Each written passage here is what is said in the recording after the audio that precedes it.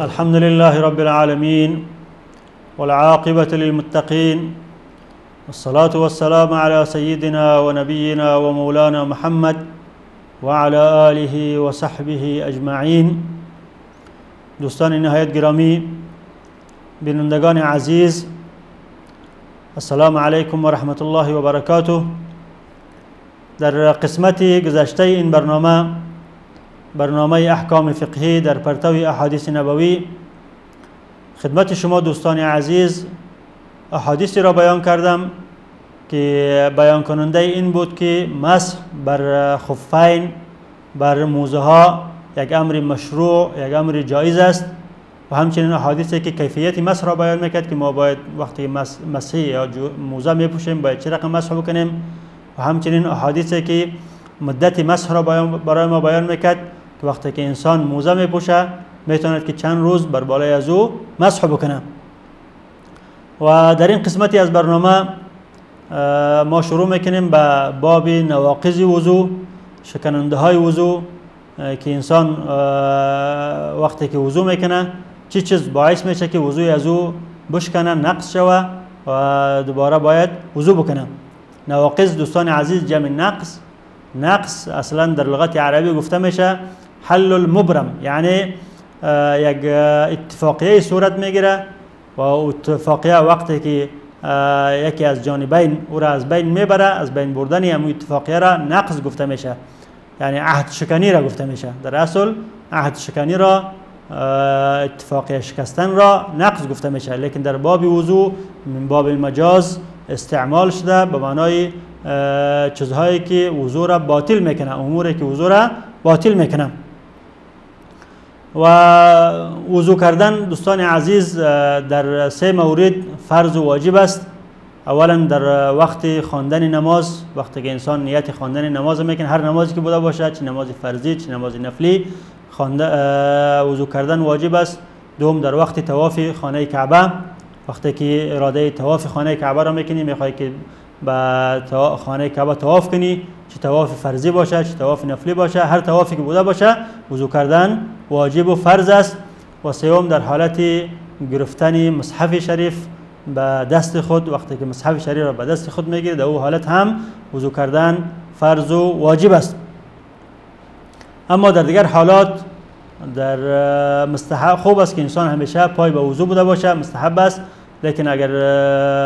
به وضو هم تو راه میری، به وضو نان میخوری، به وضو خواب میکنی و به وضو تو از کار انجام میدی، مثلا به وضو تو از حفظ قرآن میخوانی، به وضو سبحان الله و الحمدلله و استغفر الله میگی، این همه جواز داره و اشکالی نداره. و حدیثی وارد شده از ام المؤمنین حضرت عایشه صدیقه رضی الله عنها که ایشان فرمودند کان رسول الله صلی الله علیه و سلم یذکر الله علی کل احیانه.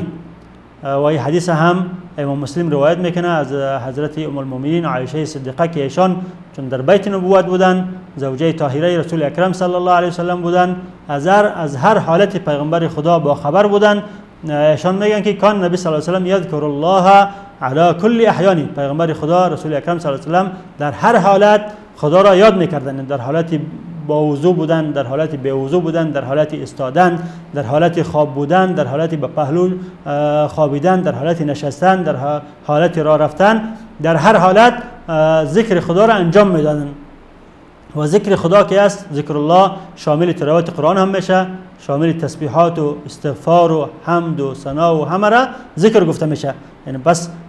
خواندن قرآن کریم، گفتن تسبیحات، گفتن استغفر الله، گفتن اذکار صباح و مسا، اینا وقتی که انسان به وضو بوده باشه انجام میده، چیز داره اشکالی نداره. و در مورد از که چه وقت انسان باید وضو بکنه، یا اینکه در مورد از که چه وقت وضو انسان میشکنه، انسان وقتی که وضو داشته باشه چه وقت وضوش میشکنه، چه وقت وضوش باطل میشه، در مورد از که ما یخرج من السبیل، هر آن چیزی که از راه پس یا پیش انسان میبره او مورد اتفاق علما است که شکننده وضو است. پس بول، غائط، بادی که از انسان میبره، خون و دم و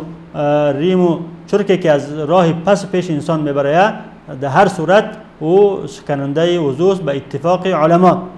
که او شامل بول هم میشه، غایط هم میشه و شامل باد هم میشه و شامل خون حیض و نفاس و دیگر خونه هایی که از راه پس و پیش انسان میبره. به اتفاق این شکننده وضو است. و حدیث زیاد در مورد هست، از جمله حدیث صفوان که قبلا هم را ما در باب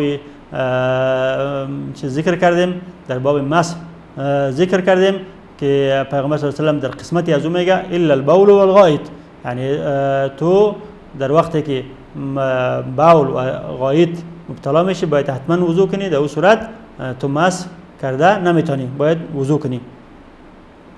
و همچنین حدیث ابو هریره که پیغمبر صلی الله علیه و سلم فرمودن لا يقبل الله صلاة احدكم اذا احدث حدثا حتى يتوضا، وقتی که یکی از شما با وضو میشه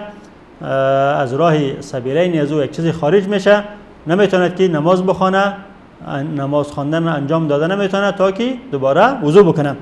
و این مورد اتفاق بین علماست. لیکن بعضی از مسائل است که مورد اختلاف است یا که دو علما تفصیل ذکر کردن، یک چیزی از تفصیل موجود است. از اون جمله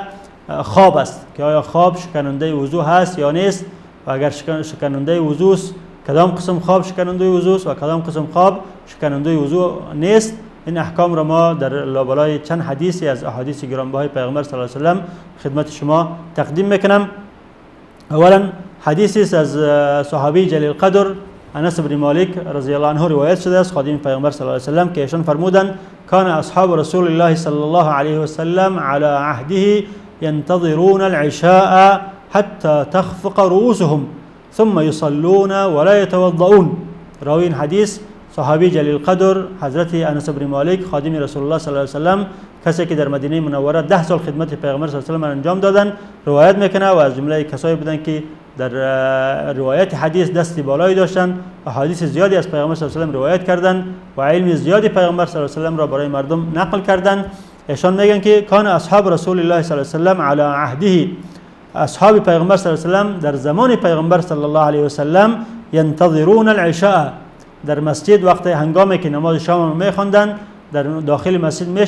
میشستند به انتظار نماز خفتن تا که نماز عشاء نماز خفتن شود و نماز خفتن را هم بخوانند. حتی تخفق رؤوسهم، تا اینکه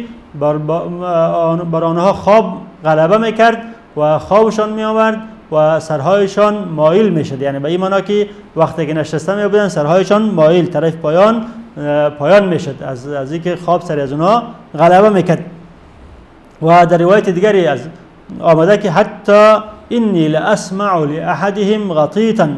حتی اینکه ما قدر خوابشان می آمد که ما صدای خوابی از اونها را میشتم. غطیط صدای را گفته میشه که وقتی انسان رو خواب میبره صدای از خیشوم انسان بیرون میشه و صدا را غطیط میگه، یعنی ما صدای خیشومی از اونها را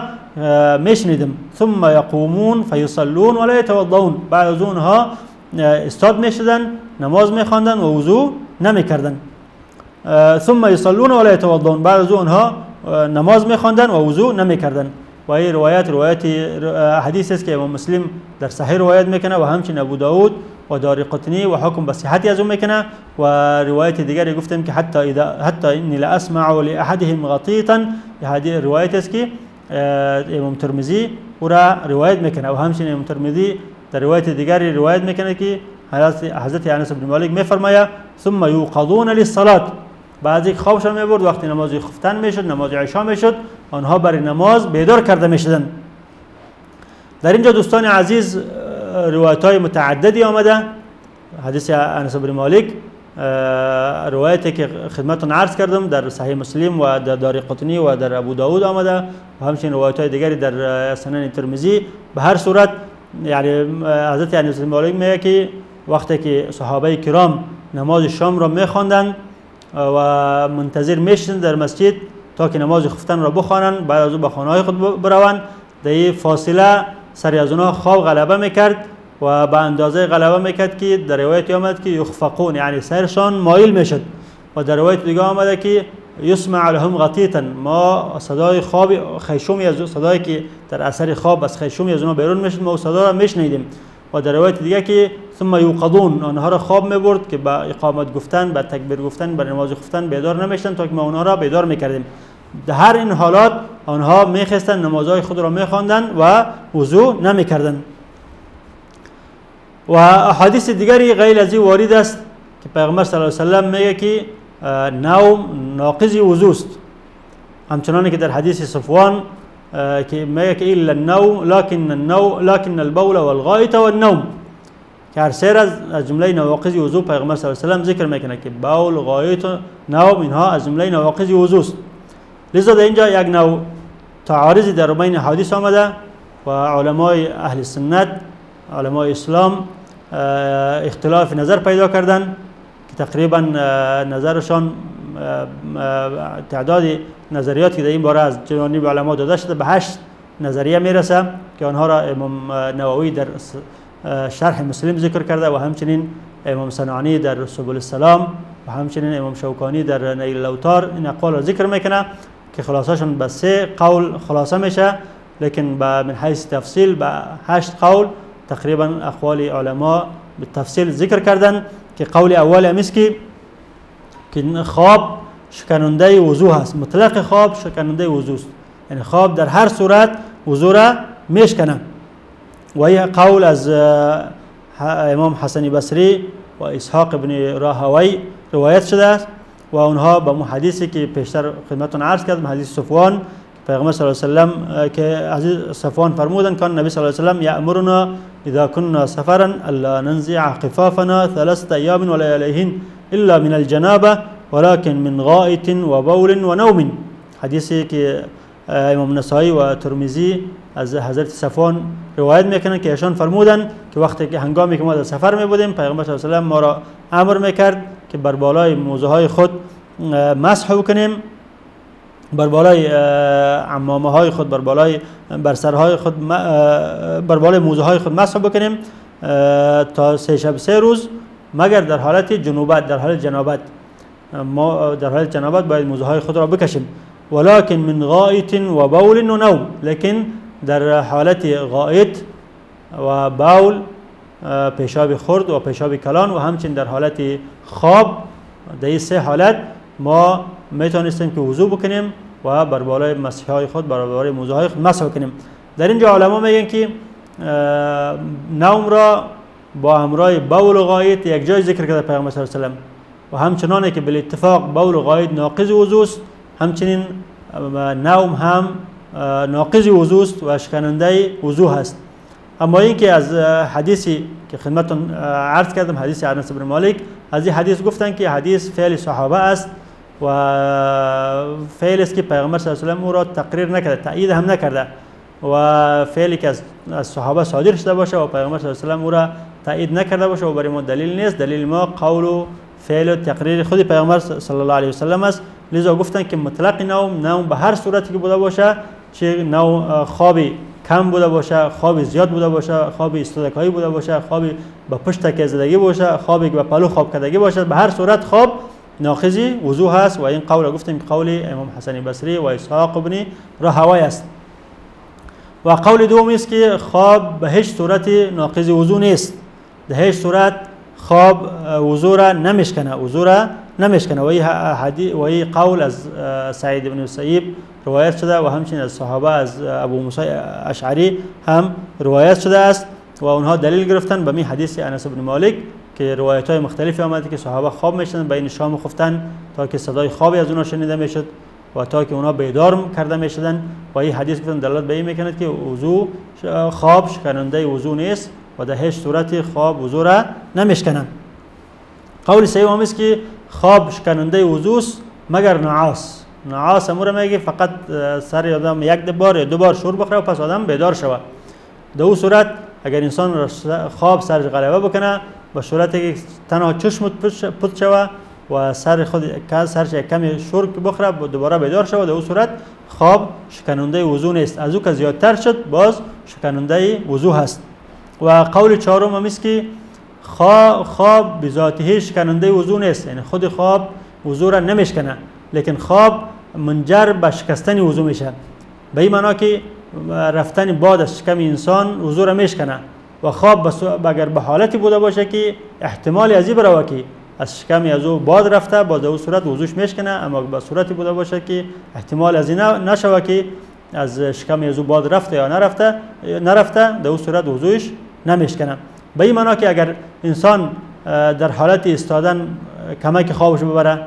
یا در حالت شستن چارزانو بشینه که مقعدش در زمین ثابت بوده باشه، احتمال رفتن باد نبوده باشه، در این حالت ها وضو نمیشکنه. اما اگر به شکلی به پهلوی خود خواب شوه، درازه خواب شوه، به شکل خواب شوه که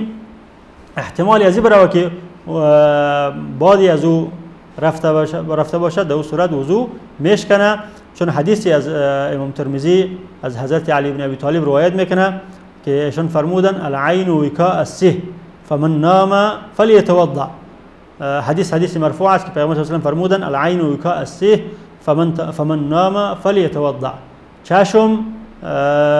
سرپوش برای مقعد است.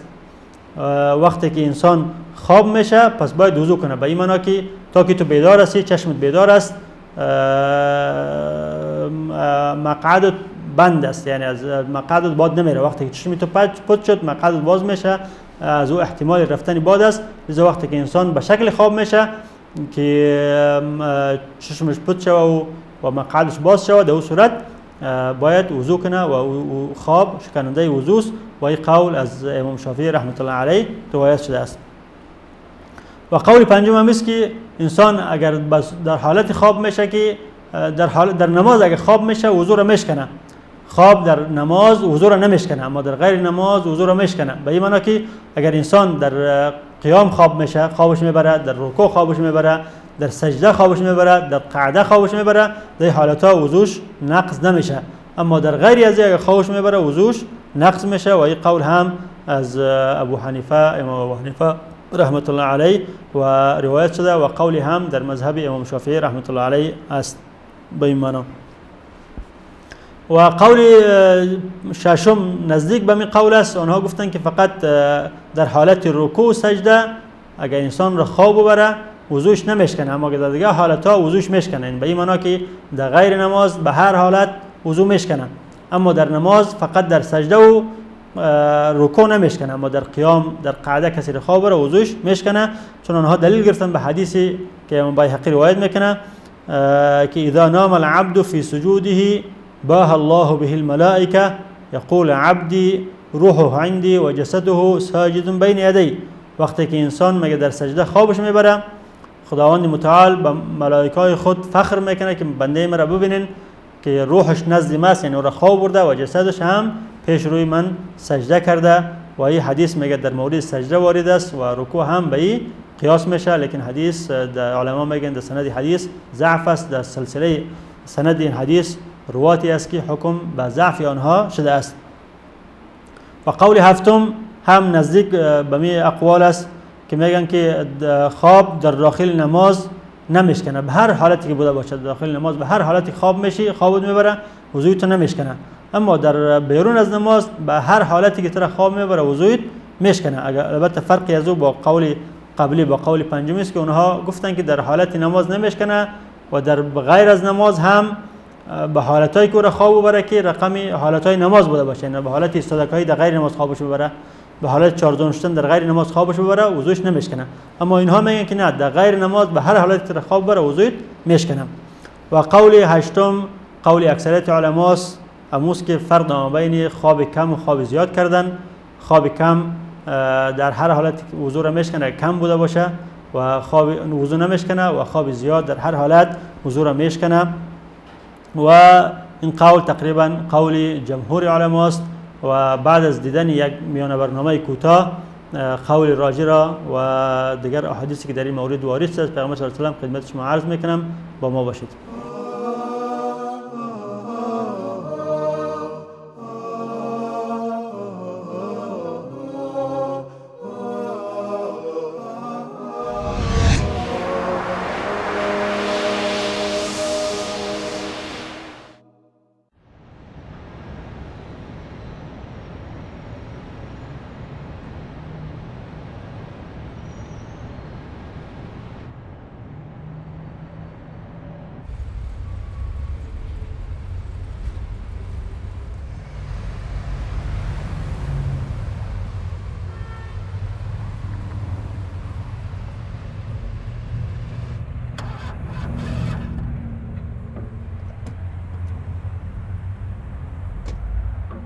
من ذا يداني فضله وعلاه هذا الذي أحيا الأنام هداه هذا الرسول المصطفى لي أسوة. از صهیب رضی الله عنه روایت شده که رسول الله صلی الله علیه و آله و سلم فرمودند عجیب است امر انسان مؤمن، چرا که امور وی همه خیر می باشد و کسی جز مؤمن چنین نیست. اگر به او خوشی رسد شکر می گذارد و برای او خیر است و اگر به او سختی رسد صبر می کند و برای او خیر است.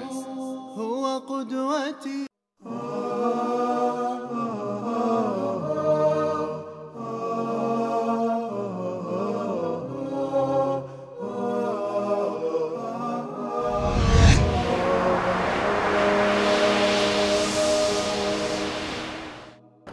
بسم الله و الصلاة و السلام علی رسول الله. دوستان نهایت گرامی، خدمت شما در قسمت اول اقوال علما را تفصیلی ذکر کردم در مورد خواب که بعضی ها گفتن خواب شکننده وضو است، بعضی ها گفتن که نیست، بعضی ها در او باره تفصیل دادن و البته خلاصه این اقوال به سه قول برمیگرده. قول اول است که خواب شکننده وضو است به هر حالت.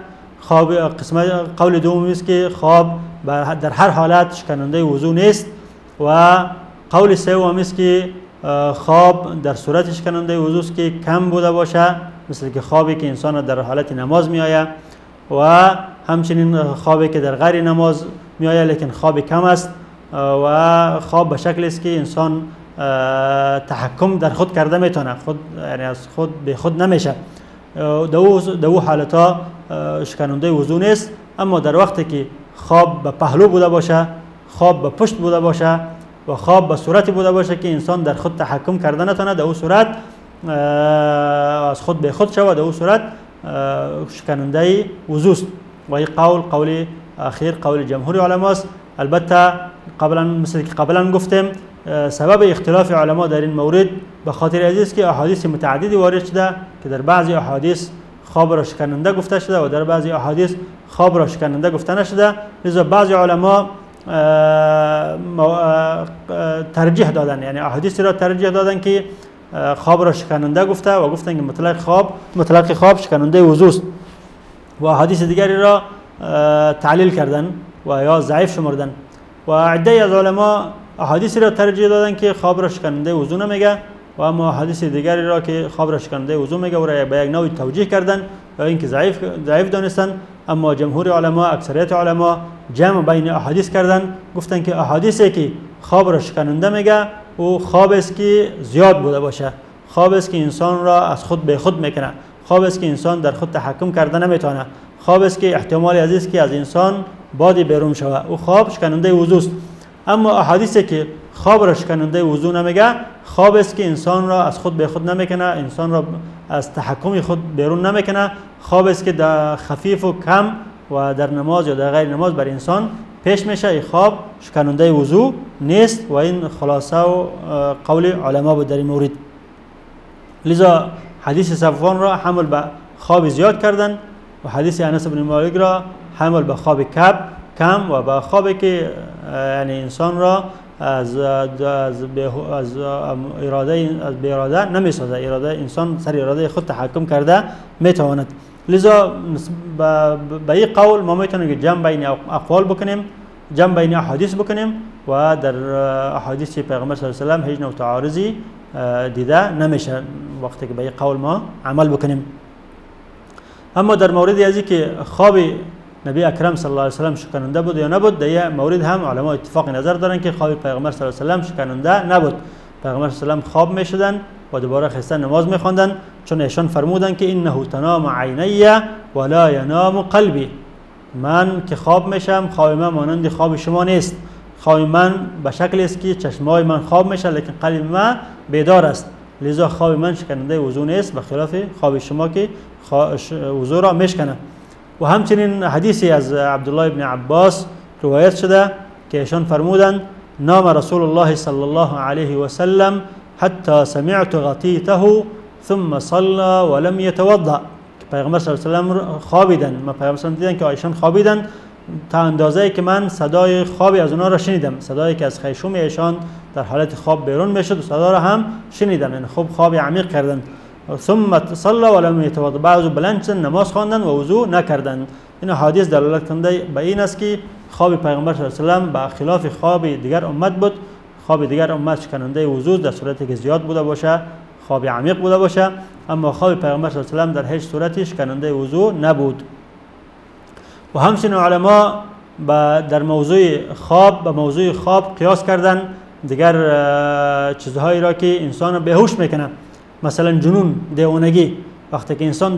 دیوانه میشه، به خود میشه، نمیفهمه که چی میکنه، نمیفهمه که از اون بادی بیرون میشه نمیشه، در اون صورت وقتی که دوباره به هوش میآید، دوباره از جنون و دیوانگی خود به هوش میآید، انسان مرگی داره، برای 1 ساعت 2 ساعت مرگیش میگیره، دوباره باید وقتی که به هوش میشه باید دوباره وضو بکنه. و همچنین سکر، وقتی که یک انسان مسلمان است لیکن مسلمان گناهگار است، الکل می نوشه، شراب می نوشه و مخدرات می نوشه، وقتی که این کار میکنه و در حالت سکر میشه، بعد از اینکه به حالت عادی خود برمیگرده باید وضو بکنه. و همچنین اغما، بیهوشی، یک انسان سرچرخک میشه، بیهوش میشه، از حالت طبیعی خود بیرون میشه، برای 1 ساعت، برای نیم ساعت کم و بیش، دوباره وقتی که به حالت طبیعی خود برمیگرده باید وضو کنه. و این امور مثل خواب وضو شکننده وضو، همچنان که خواب وضو را میشکنه، خواب عمیق، خواب به تکیه، خواب به پهلو، خواب به پشت، همچنین دیوانگی و بیهوشی و نشه خواب وضو را میشکنه. وقتی که از این حالت ها انسان بیرون میشه، به حالت طبیعی میاد، باید دوباره وضو بکنه. و همچنین از جمله احادیثی که در این مورد از رسول الله صلی الله علیه و سلم روایت شده است در مورد ذکر خواب شکننده وضو است، حدیثی است که حضرت معاویه بن ابی سفیان رضی الله عنه روایت میکنه که پیغمبر صلی الله علیه و سلم فرمودند: العین وکاء السیه فاذا نامت العینان استطلق الوکاء. قسمی که حدیث دیگری قبلا خدمت شما عرض کردم که ابو داود و ترمذی حضرت علی روایت کردند که پیغمبر صلی الله علیه و سلم فرمودند: العین وکاء السیه فمن نام فلیتوضأ. این حدیث دیگری مشابه هم حدیث امام احمد و امام طبرانی روایت میکنه از حضرت معاویه بن ابی سفیان بن حرب که ایشان به نام خال المسلمین مشهور بودند، برادری ام المؤمنین ام حبیبه رضی الله عنها بودند و آنها با پدرشان در سال فتح به اسلام پیوستند که از جمله مسلمی الفتح نامیده میشدند و در غزوه طائف و حنین شرکت کردند که در آنجا پیغمبر صلی الله علیه و سلم به ایشان غنایم زیادی دادند و از جمله مؤلفه القلوب بودند و همچنین از جمله کتاب وحی، کاتبای وحی پیغمبر صلی الله علیه و سلم بودند، با کتاب پیغمبر صلی الله علیه و سلم که وحی و دیگر کتابات پیغمبر صلی الله علیه و سلم را می نوشتند. و بعد از وفات پیغمبر صلی الله علیه و سلم در زمان حضرت ابوبکر، در زمان حضرت عمر در غزوات زیاد شرکت کردند و بعد زمان حضرت عمر در عهد خلیفه امیرالمومنین عمر بن الخطاب، بعد از اینکه برادرشان یزید بن ابی سفیان شهید میشه، ایشان را حضرت امیرالمومنین عمر بن الخطاب والی شام تعیین میکنه و در ولایت شام بودن تا که حضرت امیرالمومنین عمر بن الخطاب شهید میشن و حضرت عثمان وقتی که خلیفه میشه آنها را هم به ولایت شام باقی میمونه و در زمان خلافت حضرت عثمان ایشان هم والی شام بودن تا اینکه حضرت عثمان بن عفان شهید کرده میشن و حضرت علی بن ابی طالب خلیفه تعیین میشن و در اینجاست که اینها از طرف علی بن ابی طالب عزل میشن از امارت شام و خلاف بین آنها به اساس اجتهادی واقع میشه و آنها در بلاد شام میبانند و حضرت علی بن ابی طالب در بلاد عراق و تا اینکه حضرت حسن بن علی رضی الله عنه در سال 41 هجری از خلافت به ایشان تنازل کرد و این سال به نام عام الجماعه نامیده شد که مسلمان ها همه زیر یک پرچم، زیر یک بیرق و زیر یک رایه جمع شدند و زیر امر یک خلیفه حضرت معاویه بن ابی سفیان بودند و همه به معاویه بن ابی سفیان رضی الله عنه و خلافت بیعت کردند و ایشان من حیث خلیفه مسلمان ها گماشته شدند تا که در سال 60 هجری و به لقاء الله پیوسته وفات کردند. این صحابی بزرگوار حضرت معاویه روایت میکنه که پیغمبر صلی الله علیه و سلم فرمودند العین وکاء السه، چشم وکا هر آنچه را گفته میشه که توسط از او دهان خلطه بسته شود. یعنی پیغمبر خدا مقعد انسان را تشبیه میته به یک خلطه که او توسط چشم بسته میشه، به این معنی که چشم تا که باز است انسان میتونه که به مقعد خود کنترل بکنه. وقتی که چشم پت میشه خواب به خواب میره، انسان مقعد خود را کنترل کرده نمیتونه و هر بادی که از او خارج میشه احساس نمیکنه. از این خاطر پیامبر صلی الله علیه و آله میفرماید که العین وکاء السه، چشم سرپوش یا اینکه چیزی است که توسط از او دوبار بسته کرده میشه.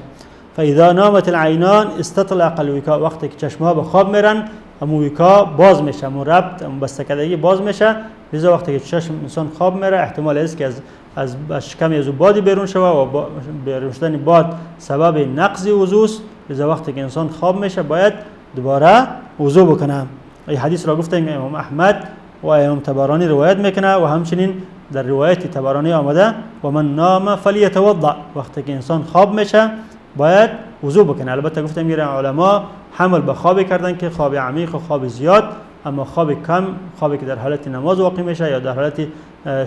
ششتن یا استادن در صورت کم بوده باشه و شکل نعاس بوده باشه او ناقض وضو نیست. به هر صورت این حدیث هم دلالت به این میکند که خواب وقتی که زیاد بوده باشه ناقض وضو است و همچنان به این حدیث قسمی که قبلا بیان کردیم امام شافعی استدلال کرده به این حدیث و به حدیث حضرت علی به این استدلال کرده که خواب من حیث خواب ناقض وضو نیست، لیکن خواب منجر به نقض وضو میشه، به چیزی میشه که او ناقض وضو که او رفتن باد از شکم انسان است. و احادیث دیگری هم در این مورد از پیغمبر خدا رسول اکرم صلی الله علیه و سلم وارد شده، لیکن ما با می اندازه اکتفا میکنیم و تا برنامه آینده با شما خداحافظی میکنم. و السلام علیکم و رحمت الله و برکاته.